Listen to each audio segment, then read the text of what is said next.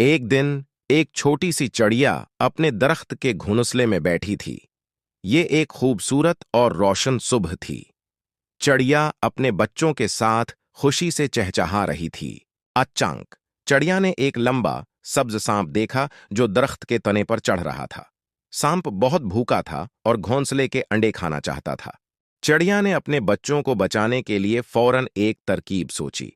वो जल्दी से उड़ी और करीब ही मौजूद जंगल के बादशाह शेर के पास गई।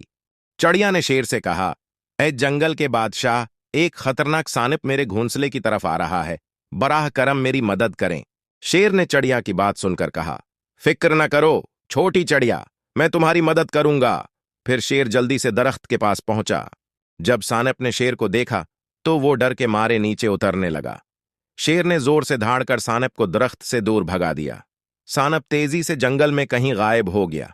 चिड़िया ने खुश होकर शेर का शुक्रिया अदा किया और कहा, आपने मेरी और मेरे बच्चों की जान बचाई। मैं आपकी हमेशा शुक्रगुजार रहूंगी।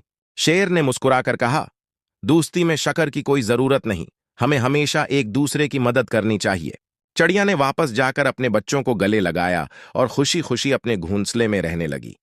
सब जानवर इस बात से खुश हुए कि जंगल में एक दूसरे की मदद और मोहब्बत की कहानियां हमेशा जिंदा रहेंगी। हमें हमेशा दूसरों की मदद करनी चाहिए और मुश्किल वक्त में एक दूसरे के साथ खड़ा रहना चाहिए।